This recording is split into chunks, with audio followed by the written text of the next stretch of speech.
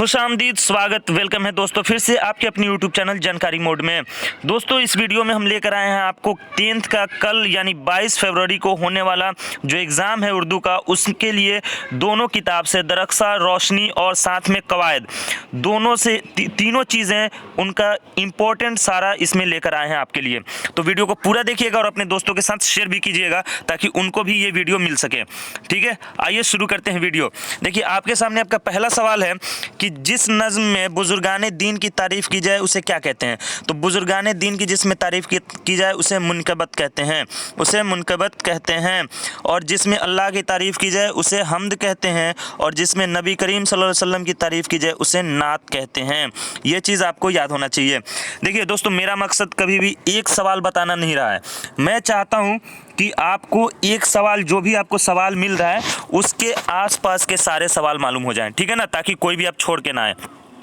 देखिए 2 नंबर सवाल है कि खालिक के माने क्या है। इस तरह के भी सवाल आएगा आपको। तो खालिक के माने होते हैं पैदा करने वाला, पैदा करने वाला, ठीक है ना, ये भी आपको मालूम है। चलिए 3 नंबर देखिए, कह रहे कि ज़ियाए अकीदत फिरदौसे अकीदत क्या है। तो ये है आपका शबनम कमाली, आपको पता ही है शबनम कमाली, ठीक है ना। शबनम कमाली जो हैं उनकी जो क्या बोलते हैं शेरी मजमुआ जो है उनका, वो है ये दोनों, ज़ियाए अकीदत और फिरदौसे अकीदत। शबनम कमाली का जो असल नाम था वो मुस्तफ़ा रज़ा था, ये भी आपको पता है, ठीक है ना, मुस्तफ़ा रज़ा। और ये कहाँ पैदा हुए थे? तो सीतामढ़ी में, बिहार के सीतामढ़ी में। चलिए 3 नंबर हो गया। 4 नंबर है सुहेल अज़ीम आबादी का इंतकाल कब हुआ। तो सुहेल अज़ीम आबादी का इंतकाल जो हुआ था वो 1980 में हुआ था, और ये पैदा कब हुए थे? 1911 में। अज़ीमाबाद साथ में लगा है तो आपको पता है कि ये पटना में ही पैदा होंगे, ठीक है ना। चलिए 5 नंबर देखिए, भाभी जान ने किसके लिए चूड़ियाँ बनवाई थी। तो किसके लिए चूड़ियाँ बनवाई थी? तो ये बनवाई थी रेहाना के लिए, ठीक है ना, रेहाना के लिए ये चूड़ियाँ बनी थी। तो और ये चूड़ियाँ इन्होंने किसको दे दी? तो जो उनके घर एक लड़की आती थी शमी, उसको इन्होंने ये चूड़ियाँ दे दी, ठीक है। 6 नंबर देखिए, महमूद किस साल में यतीम हो गया। तो महमूद 10 साल की उम्र में यतीम हो गया। इसके वालिद इंतकाल कर गए तो ये 10 साल की उम्र में यतीम हो गया। और ये जो है किस कहानी का किरदार है महमूद? तो ये फरार का है, ठीक है ना, फरार का, ये आपको याद रहना चाहिए। फरार किसने लिखा? तो सैयद मोहम्मद मोहसिन ने। अब बताइए 7 नंबर देखिए कि मोहम्मद मोहसिन के वालिद का नाम क्या था। तो इनके वालिद का नाम था मोहम्मद रशीद, ठीक है ना, मोहम्मद रशीद, ये चीज़ याद रहना चाहिए आपको, ठीक है। चलिए 8 नंबर देखिए, क्योटो प्रोटोकॉल आपने पढ़ा ही होगा साइंस में। क्योटो में ग्लोबल वार्मिंग पर कॉन्फ्रेंस कब हुआ? तो क्योटो प्रोटोकॉल जो हुआ था वो हुआ था 2007 में, ठीक है ना। क्योटो जापान का एक शहर है जहाँ पे ये कॉन्फ्रेंस हुआ था। और ये किस लिए हुआ था? तो जो ग्रीन हाउस गैसेज उनको कम से कम, उनका जो प्रोडक्शन हो रहा है वो कम से कम हो, ठीक है ना, इसलिए हुआ था ये। और इसी में एक चीज़ और जान लीजिए कि 2008 में नागालैंड के दीमापुर में, ठीक है ना, दीमापुर में एक शिशु ज्ञान या बाल ज्ञान कांग्रेस कुछ किया गया था, जिसमें हम उस वक्त जो हमारे सदर थे यानी जो प्रेसिडेंट थे APJ अब्दुल कलाम साहब, वो मेहमान खुसूसी के तौर पे वहाँ गए थे। ये चीज़ आप एकदम याद रखिएगा, 2008 वाला, ठीक है ना, शिशु ज्ञान वाला। चलिए 9 नंबर देखिए, 9 नंबर कह रहा है कि रिया क्या है। तो रिया एक मजमून है, और किसकी लिखी हुई मजमून है? तो ये लिखी हुई है सर सैयद अहमद खां की, लिखी हुई मजमून है रिया, जिसका मतलब दिखावा होता है, शो ऑफ करना होता है, ठीक है।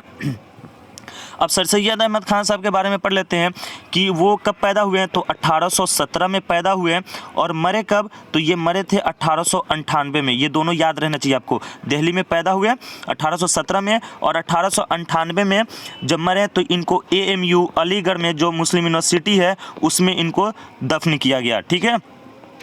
और 1878 में, ये बहुत इंपॉर्टेंट सवाल, 1878 में इनको सर का भी खिताब मिला था। सर का जो खिताब मिला इनको 1878 में, और 1878 में ही इन्होंने जो आज AMU है वो उस वक्त मोहम्मडन एंग्लो ओरिएंटल कॉलेज के नाम से इन्होंने शुरुआत की थी उसकी। ये याद रखिए, बहुत इंपॉर्टेंट सवाल है दोस्तों। मैं इसलिए कहता हूँ कि अगर इत्मीनान से आप वीडियो देख लेना तो एक भी सवाल नहीं छूटेगा, इसके आसपास का कोई भी सवाल नहीं छूटेगा। देखिए, अदब की पहचान किसने लिखी है? तो अदब की पहचान किसने लिखी है? 10 का आपका सही आंसर जो है वो है डॉक्टर अब्दुल मुगनी। डॉक्टर अब्दुल मुगनी, ठीक है ना, इन्होंने लिखा है आपका अदब की पहचान। अब डॉक्टर अब्दुल मुगनी के बारे में जानते हैं। ये पैदा कब हुए थे? 1934 ईस्वी में। 1934 ईस्वी में। और कहाँ पैदा हुए थे? तो औरंगाबाद, बिहार में। ठीक है, चलिए आगे बढ़ते हैं। 11 नंबर है कि डिप्टी नज़ीर अहमद हैं। डिप्टी नज़ीर अहमद क्या लिखते हैं? क्या है ये? अफसाना लिखते हैं, मजमून लिखते हैं, गज़ल लिखते हैं, क्या लिखते हैं? तो डिप्टी नज़ीर अहमद नाविल निगार हैं। ये आपको याद होना चाहिए कि डिप्टी नज़ीर अहमद के बिना नाविल, मतलब डिप्टी नज़ीर अहमद ने नाविल को जो फ़रोग़ दिया हम उसका अंदाज़ा भी नहीं लगा सकते हैं। ठीक है ना। और डिप्टी नज़ीर अहमद कब पैदा हुए? तो ये पैदा हुए थे 1936 ईस्वी को। और कहाँ पैदा हुए थे? ये कहाँ पैदा हुए थे? तो इसका तो अभी जिक्र नहीं है वैसे, ठीक है ना। और आपके किताब में जो नाविल है वो कौन सा है? तो फहमीदा और मझली बेटी की जो गुफ्तगू है वो उनका नाविल है डिप्टी नज़ीर अहमद का। ठीक है ना। चलिए आगे बढ़ते हैं। 12 नंबर है। 12 है कि गालिब कब और कहाँ पैदा हुए? बहुत इंपॉर्टेंट सवाल और ये बहुत आसान भी है। गालिब साहब जो पैदा हुए थे 17 दिसंबर 1797 को आगरा में पैदा हुए। अपने ननिहाल, उनका ननिहाल था, आगरा में पैदा हुए। और इंतकाल किए थे ये इंतकाल कब किए थे? तो 15 फरवरी अभी गया है, ठीक है ना। अभी ये 15 फरवरी गया ना 1869 को। और कहाँ? तो दिल्ली में ये इंतकाल किए। ये बहुत इंपॉर्टेंट है, ठीक है ना। इनके आबाव अजदाद जो थे वो ईरान से यहाँ आए थे, ठीक है ना। 13 नंबर है। अपनी बेटी सोगरा के नाम किसने खत लिखा? अपनी बेटी सोगरा के नाम किसने खत लिखा? तो ये आप किसने लिखा था? तो ये लिखा था अब्दुल गफ़ार शहबाज ने अपनी बेटी सोगरा के नाम लिखा था। और गालिब साहब का कौन सा खतूत आपके किताब में है? तो इनका है जो ये सैयद करामत हमदानी के नाम लिखा था, ठीक है ना। ये याद रहना चाहिए आपको। चलिए 14 नंबर देखिए। बेदी का इंटरव्यू किसने लिया? तो राजेंद्र सिंह बेदी देखिए आपकी किताब में दिया है कि ये लाहौर में पैदा हुए हैं, लेकिन आप जब ऐसे देखिएगा तो ये पैदा हुए थे आपको सियालकोट में, ठीक है ना। सियालकोट जो पाकिस्तान में है, सियालकोट में पैदा हुए थे। कब पैदा हुए? 1 दिसंबर 1915 को। 1 दिसंबर 1915 को। और ये इंतकाल हुआ था इनका 1984 में। तो इनका इंटरव्यू किसने लिया था? इनका इंटरव्यू लिया था इस्मत चुगताई ने, जो इसलिए ये बहुत मशहूर भी हुआ था ये इंटरव्यू, ठीक है ना। 15 नंबर है। जदीद नज़्म का दौर कब से शुरू हुआ? देखिए बहुत इंपॉर्टेंट सवाल कि जदीद नज़्म का दौर कब से शुरू हुआ? तो ये शुरू हुआ था सर सैयद तहरीक के जो सर सैयद तहरीक चली थी उस वक्त से जदीद नज़्म शुरू हुआ। मतलब उसको बहुत ज़्यादा फ़रोग़ मिला। नज़्म तो पहले से भी थे लेकिन जदीद नज़्म तब से शुरुआत हुई। और उस वक्त जो जिन्होंने इसमें बहुत ज़्यादा मेहनत की वो थे मोहम्मद हुसैन आज़ाद। ये आपके किताब में है, ठीक है ना। मोहम्मद हुसैन आज़ाद और ख्वाजा अल्ताफ़ हुसैन हाली। ख्वाजा अल्ताफ़ हुसैन हाली जो थे वो सर सैयद अहमद ख़ान के दोस्त भी थे, ठीक है ना। चलिए 16 नंबर देखिए। कह रहा है कि चेकबस्त का पूरा नाम बताइए। तो चेकबस्त का पूरा नाम क्या था? पंडित बुर्ज नारायण। पंडित जो है बुर्ज नारायण, ये है चेकबस्त, पंडित बुर्ज नारायण, ठीक है ना। तो और इन्होंने क्या लिखा है पंडित बुर्ज नारायण ने? तो इन्होंने लिखा है मनाज़िर कुदरत, ठीक है ना। ये आपको याद रखना है, ये आपकी किताब में इनकी नज़्म है, ठीक है। 17 नंबर है। इंडिया गेट किसकी नज़्म है? इंडिया गेट किसकी नज़्म है? तो जगन्नाथ आज़ाद की नज़्म है इंडिया गेट। इंडिया गेट कहाँ है? तो दिल्ली में, ठीक है। 18 नंबर देखिए। कह रहा है कि परवेज शाहिदी का असल नाम क्या है? परवेज शाहिदी का असल नाम, बहुत इंपॉर्टेंट सवाल है ये, एकदम मतलब बहुत इंपॉर्टेंट। सैयद, इसको लिख लीजिए, सैयद इकराम हुसैन। क्या नाम है इनका? सैयद इकराम हुसैन, ये इनका असल नाम है, ठीक है ना, सैयद इकराम हुसैन। परवेज शाहिदी की कौन सी नज़्म आपकी किताब में है? तो इनकी जो नज़्म है हम नौजवान हैं। कौन सी है? हम नौजवान हैं, जो ये कोलकाता जाकर इन्होंने पढ़ा था, इसको हम नौजवान हैं, ठीक है ना। अच्छा, ये कब पैदा हुए? तो ये पैदा हुए, परवेज शाहिदी जो थे ये पैदा हुए, जिनका नाम क्या था परवेज शाहिदी का असल नाम? सैयद इकराम हुसैन। ये 1910 ईस्वी को पैदा हुए। कहाँ पैदा हुए हैं? तो पटना में पैदा हुए हैं, और इंतकाल किए 1968 ईस्वी को, ठीक है ना, 1968 में इंतकाल कर गए। इनके वालिद का जो नाम था सैयद अहमद हुसैन था, ये भी आपको याद होना चाहिए, सैयद अहमद हुसैन, ठीक है। बहुत इंपॉर्टेंट सवाल है, इनसे सवाल पूछ सकता है। चलिए आगे देखिए दोस्तों, वीडियो को पूरा देख लीजिए, आपका पूरा बुक एक ही वीडियो में रिवीजन हो जाएगा, किसने क्या लिखा, कब पैदा हुआ, सब। देखिए 20 नंबर देखिए क्या है, कह रहा है कि मोर नाच किसका शेरी मजमुआ है? बहुत इंपॉर्टेंट, मोर नाच किसका शेरी मजमुआ है? तो 19 नंबर क्या था दोस्तों?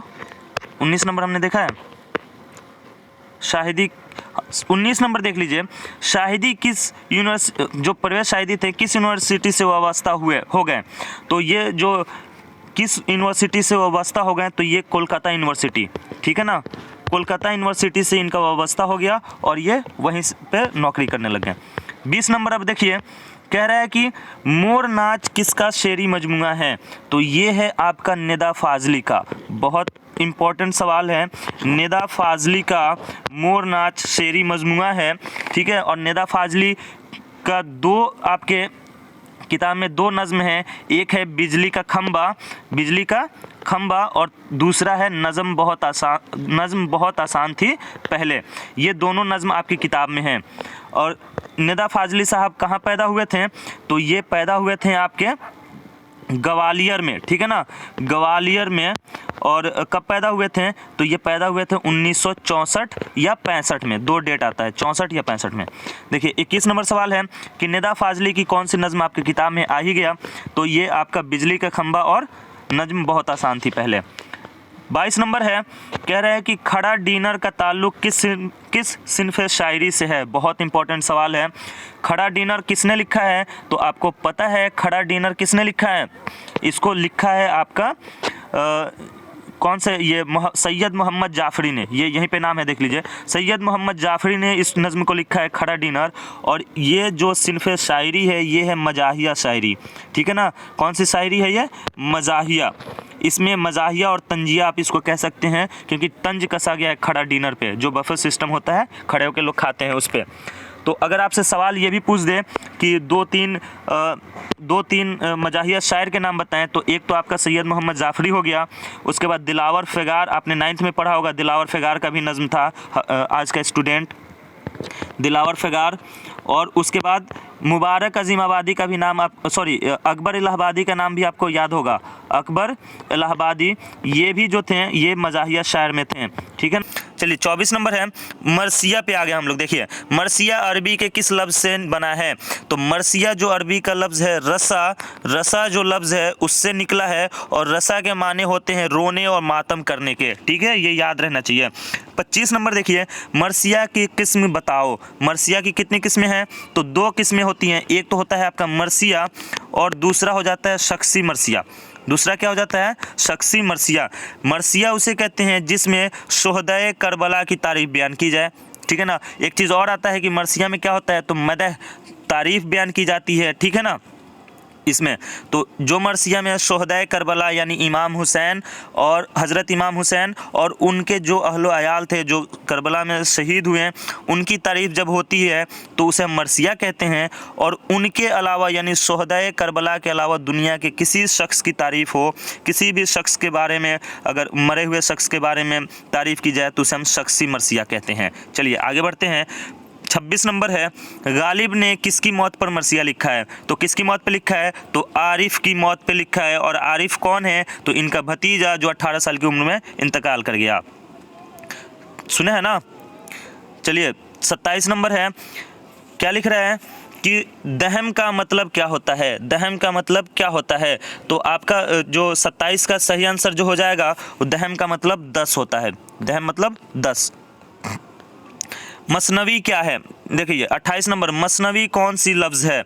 तो मसनवी अरबी लफ्ज़ है, ये भी आपको याद होना चाहिए। मसनवी जो है वो अरबी लफ्ज़ है, अरब से मसनवी आई, लेकिन हिंदुस्तान में इसको बहुत फ़रोग मिला, ठीक है ना। और जो मसनवी के माने होते हैं वो होते हैं दो दो करके, दो दो करके, ये भी आपको याद रहना चाहिए। मसनवी के माने होते हैं दो दो करके। इसके दो मिसरे जो होंगे, यानी एक शेर जो होगा वो हम काफ़िया रदीफ़ होगा, फिर जो दूसरा शेर होगा वो इसके अलग हो जाएगा, इसके काफ़िया रदीफ़ बदलेंगे, लेकिन इन दोनों के सेम रहेंगे, इन दोनों के सेम रहेंगे, ठीक है ना। ये मसनवी होता है। अब 29 नंबर देखिए, कह रहे हैं कि ज़हरे इश्क की ज़हरे इश्क किसकी मसनवी है। तो ये किसकी मसनवी है, तो 29 का आपका सही आंसर जो है शौक लखनवी की है। क्या है, शौक लखनवी, इनकी ये ज़हरे इश्क है, और ये बहुत मशहूर और मारूफ मसनवी है। और शौक लखनवी जो हैं ये पैदा हुए थे 1783 में, और नाम में लखनवी जुड़ा है तो फिर पता ही आपको लखनऊ में पैदा हुए होंगे, ठीक है ना, लखनऊ में पैदा हुए थे ये। और शौक इनका तखल्लुस है, शौक जो है तखल्लुस है। चलिए आगे बढ़ते हैं। 30 नंबर देखिए, शौक लखनवी का असल नाम क्या है। तो यहाँ पे देखिए मैंने नाम लिख दिया इनका, तसद्दुक हुसैन खां। शौक लखनवी का असल नाम क्या था, तसद्दुक हुसैन खां। 31 नंबर देखिए, 31 कह रहा है कि दया शंकर नसीम के वालिद का नाम। तो इनके वालिद का नाम था गंगा प्रसाद कौल। गंगा प्रसाद कौल दया शंकर नसीम के वालिद का नाम था। और इनमें नसीम जो है इनका तखल्लुस है, और ये भी लखनऊ के हैं। दया शंकर नसीम लखनवी इनका पूरा नाम है, वो आता है, ठीक है ना, दया शंकर नसीम लखनवी। 32 नंबर देखिए, 32 में है तलब के माने बताओ। तलब के माने क्या होते हैं, तो तलब के माने होता है चाहत, ठीक है ना, तलब चाहत, मांग, कोई चीज़ मांग होती है किसी चीज़ से तो वो भी चाहत है। चलिए 33 नंबर 33 है, नसीम किसके शागिर्द थे। यानी नसीम के जो उस्ताद थे उनका नाम क्या था। तो शेर व शायरी में ये जिसके शागिर्द थे वो थे आतिश लखनवी, ये भी लखनऊ के थे। आतिश लखनवी बहुत अच्छे शायर, ठीक है ना। तो आतिश लखनवी के ये शागिर्द रहे हैं दया शंकर नसीम। चलिए आगे बढ़ते हैं। 34 नंबर सवाल देखिए, अब यहाँ से बहुत और भी आपको आसान लगने लगा है। देखिए जज्बे इश्क क्या है, तो जज्बे इश्क मसनवी है, ठीक है ना। जज्बे इश्क क्या है, मसनवी है। और ये किसकी मसनवी है ये आप हमें कमेंट में बताएं, ताकि पता चले कि आपने वीडियो पूरा देखा है और आपने बुक भी पढ़ा है, ठीक है। तो कमेंट में बताइए जज्बे इश्क किसकी लिखी हुई मसनवी है। 35 नंबर है, आगाज़ के माने क्या हैं। तो आगाज़ के माने हैं शुरू, ठीक है ना, शुरू करना, आगाज़ करना। 36 नंबर देखिए, अब 36 देखिए बहुत इंपॉर्टेंट है, गज़ल का पहला शेर क्या कहलाता है। अब बताइए कि गज़ल का पहला शेर क्या कहलाएगा। तो ये कहलाता है आपका मतला, मतला कहलाता है, जिसमें हम काफ़िया हम रदीफ़ होते हैं इसके मिसरे।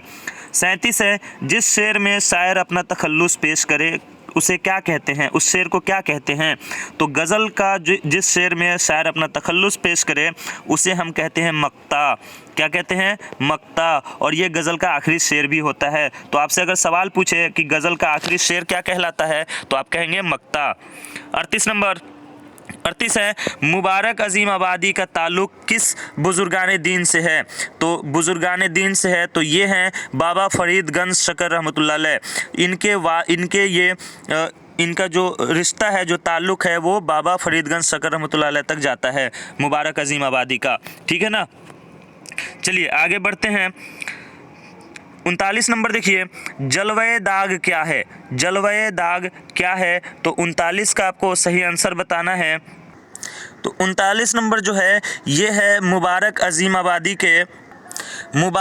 आबादी का कलाम का मजमुआ है। मुबारक अजीम आबादी के कलाम का मजमुआ है जलवे दाग, ये आपको याद होना चाहिए। चलिए देखिए यहाँ पे मैंने लिखा भी है मुबारक अजीम आबादी के कलाम का मजमुआ है जलवे दाग, ये नहीं कि दाग देख लिए तो किसी और का हो गया, ठीक है ना। 40 नंबर है, दौलते दर्द को दुनिया से छुपा कर रखना, शेर मुकम्मल करें। तो सबसे पहले ये बताइए कि किसका शेर है, ये किसके गज़ल का शेर है। तो दौलते दर्द को दुनिया से छुपा कर रखना, आँख में बूंद न हो दिल में समंदर रखना, ये शेर है अहमद फराज साहब का। अहमद फराज साहब का ये शेर है, गज़ल है उसका ये शेर है, ठीक है ना। चलिए 41 नंबर है, अहमद फराज कब और कहाँ पैदा हुए हैं? तो ये 1933 में पेशावर में पैदा हुए हैं। पेशावर अभी कहाँ है? तो पाकिस्तान में, ठीक है ना, पाकिस्तान में ये पैदा हुए थे अहमद फराज साहब। 42 नंबर, फसाने गम का कोई गम गुसार हो तो कहें, किसका शेर है? फसाने गम का कोई गम गुसार हो तो कहें, किसका शेर है? तो ये है हसन नईम। हसन नईम आपके बुक में ये भी गज़ल गो हैं, गज़ल लिखते हैं। तो ये कब पैदा हुए थे? तो ये 6 जनवरी 1924 को पटना में पैदा हुए थे। 43 नंबर देखिए, परवीन शाकिर। 43 नंबर है कि परवीन शाकिर कब और कहाँ पैदा हुई? तो ये आपको बताना है। तो ये पैदा हुई थी 24 नवंबर 1992 को कराची में, और 26 दिसंबर 1944 को इस्लामाबाद में एक कार एक्सीडेंट में इनकी मौत हो गई थी। ठीक है, ये आपको याद रहना चाहिए। इनका भी कई शेर 2 गज़ल आपकी किताब में है, ठीक है ना। बारिश हुई तो फूलों के तन चाक हो गए, मौसम के हाथ भी के शफाक हो गए, आपने पढ़ा होगा, ठीक है ना। तो शेर आपको याद रखने हैं, क्योंकि शेर दे देगा फिर आपको याद नहीं रहेगा तो नहीं बता पाएंगे किसका है। तशरीह करने के लिए दे देगा तो फिर कैसे बताएंगे कि किसका शेर है? तशरीह करने में भी वैसे अच्छा नहीं होगा।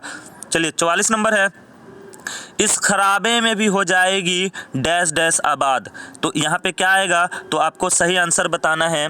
इस खराबे में भी हो जाएगी दुनिया आबाद। क्या होगा यहाँ पे? दुनिया आबाद। ये किसका शेर है? तो ये इरफान सिद्दीकी का शेर है। और इरफान सिद्दीकी कब पैदा हुए थे? तो 8 जनवरी 1939 को बदायूं में पैदा हुए थे। ठीक है, तो यही मैं कह रहा हूँ आपको कि शेर जब आपको याद रहेगा ना, तभी आप सही टिक करके सही आंसर करके आएंगे। 45 नंबर देखिए, दोहा किस ज़बान की सिन्फ है? तो दोहा जो है वो हिंदी ज़बान की सिन्फ है। दोहा जो है वो हिंदी ज़बान की सिन्फ है, ठीक है ना। 46 नंबर है, दोहा में कितने मिसरे होते हैं? तो कितने मिसरे होते हैं? तो मिसरा का मतलब होता है एक लाइन, तो 2 लाइन मिलकर एक दोहा बनाता है, तो 2 मिसरे हो गए। तो दोहा में भी 2 मिसरे होते हैं। चलिए 47 नंबर है कि किसका दोहा आपके ज़ेर निसाब शामिल है? तो किसका है? तो वो है ज़फ़र गोरखपुरी का, जो 5 मई 1935 को यूपी में, गोरखपुर का है, यूपी में है, तो यूपी में पैदा हुए थे 5 मई 1935 को। एक दोहा अगर बोला जाए आपसे लिखने के लिए तो है ना कि बच्चे टीवी देखकर खुश तो हुए जनाब, दुख लेकिन इस बात का बेवा हुई किताब। ये मतलब दोहा बहुत आसान सरल भाषा जो होता है ना, आसान ज़बान आसान लफ्ज़ को इस्तेमाल करता है। देखिए यहाँ पे 48 नंबर देखिए, कह रहा है कि बाज़ार हाट किस सिन्फ शायरी से ताल्लुक़ रखता है? बाज़ार हाट जो लफ्ज़ है तो ये आपको दोहा से ताल्लुक़ रखता है, ठीक है ना। दोहा में ऐसे ही अल्फाज इस्तेमाल किए जाते हैं, बाज़ार हाट, सड़क भी नहीं, मतलब बहुत आसान लफ्ज़ जो होते हैं ना, उस तरह का। 49 नंबर है, सलाम मछली शहरी क्या लिखते हैं? तो सलाम मछली शहरी जो लिखते हैं वो गीत लिखते हैं। और गीत क्या है? हिंदी शायरी के ये मकबूल सिन्फ है गीत, जो ये लिखते हैं। और आपकी किताब में जो गीत है इनका वो है आपका जमुना की लहरें उठती हैं कुछ कहती हैं, ठीक है ना। सलाम मछली शहरी का है। 50 नंबर देखिए, 50 नंबर कह रहा है कि सूरज का घोड़ा के मुसन्निफ़ कौन है? सूरज का घोड़ा के मुसन्निफ़ कौन है? तो इसके मुसन्निफ़ जो हैं वो हैं अनंत मूर्ति। ये देखिए यहाँ पे लिखा हुआ है, ये नहीं मत पढ़िएगा, ये अनंत मूर्ति हैं। ये आपके आप रोशनी से हम चल रहे हैं, ठीक है ना, रोशनी से चल रहे हैं। अनंत मूर्ति ने लिखा है सूरज का घोड़ा, ठीक है। उसके बाद है 51 नंबर, सेकेंड हैंड। ये सारे अफसाना है आपकी सेकेंड जो दूसरी बुक है रोशनी, उसमें सेकेंड हैंड लिखा है वैकुम मोहम्मद बशीर ने, और ये एक अफसाना है, ठीक है ना। ऐसे ही यहाँ पे देख लीजिए, मैंने लाइन से लिख दिया है कि वात्रा के किनारे पन्नालाल पटेल। अक्सर होता क्या है कि हम ये बुक छोड़ देते हैं, देखते ही नहीं है, लेकिन यहाँ से आप नाम याद रख लीजिए, अगर आए तो सही टिक करके आएंगे। वात्रा के किनारे पन्नालाल पटेल ने लिखा है। अर्जुन ये महाश्वेता देवी ने लिखा है। और खाली संदूक इंदिरा गोस्वामी ने लिखा है। अंग्रेजिया बाबू, ये अक्सर पूछ देता है अंग्रेजिया बाबू, तो ये हरि मोहन झा ने लिखा है, ठीक है ना। अब यहाँ से आपका नज़्म है रोशनी में, ये नज़्म है 4-5, तो इंसान नज़्म जो लिखा है सिकंदर शर्मा ने लिखा है। वह मुलाकात ये लिखा है के सचितानंद ने। बारिश की एक सुबह ये लिखा है सीताकांत महापात्रा ने। और दिए जो है ये लिखा है आपका, ये दिए जो है ये लिखा है अरुण कोल्हटकर ने। ठीक है ना। चलिए अब हम शुरू करते हैं कवायद वाला हिस्सा। देखिए बहुत इंपॉर्टेंट है ये कवायद का हिस्सा। यहाँ से मैं पहले भी बता दूं कि कवायद का जो एक पूरी वीडियो मैंने बनाई है, पूरा एक एक लाइन उसमें बताया है, वो है नीचे लिंक डिस्क्रिप्शन में दिया है। आप इस वीडियो के देखने के बाद उसको देख लीजिए, बहुत फ़ायदा करेगा आपको। ठीक है ना। और इसमें मैंने सिर्फ सवाल बताया है, उतना डिटेल्स में बताऊँगा नहीं क्योंकि वीडियो बहुत लंबा हो जा रहा है। तो देखिए पहला सवाल आपका है, पहला सवाल है कि कफगीर क्या है। तो कफगीर इसमें आला है, इसमें आला है कफगीर। ठीक है ना। चलिए 2 नंबर सवाल है आपका कि देश रत्न क्या है। तो देश रत्न जो है वो खिताब है। ठीक है ना। देश रत्न, भारत रत्न ये खिताब होता है जो सरकार देती है। इब्ने मरियम क्या है या इब्ने अब्बास क्या है, 3 नंबर सवाल है।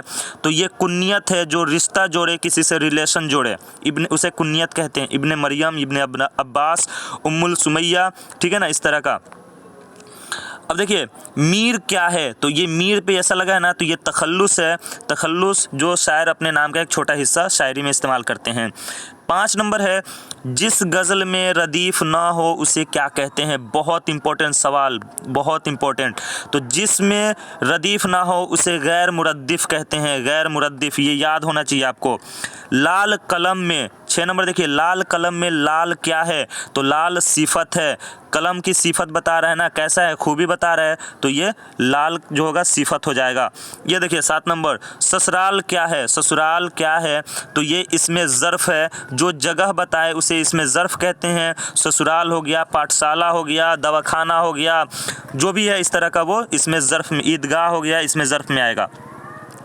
आम कौन है, आम कौन इसम है, सॉरी आम कौन इसम है। तो इसमें नकरा है, जिसे इसमें आम भी कहते हैं। आम ये है और वो आम है, इसमें आम जो है इसमें नकरा को कहते हैं। तो यहाँ आम क्या है, कोई भी आम हो सकता है ना, मालदे हो सकता है, सिपिया हो सकता है, जो भी जितने भी आम हैं। ठीक है, तो ऐसे ये हो जाएगा।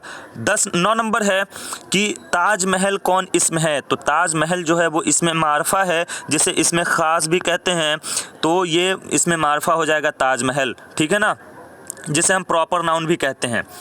10 नंबर है वह किताब नई है, इसमें सिफत क्या है। तो सिफत किसमें क्या है, किताब की खूबी क्या बता रहा है, नई बता रहा है, तो ऑप्शन हो जाएगा आपका नई जो है वो सिफत है।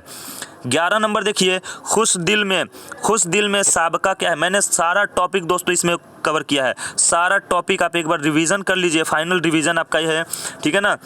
तो खुश दिल में साबका क्या है। तो साबका मतलब क्या होता है, प्रीफिक्स जो पहले जुड़े, तो ये है खुश हो जाएगा, खुश प्रीफिक्स हो जाएगा, यानी साबका हो जाएगा।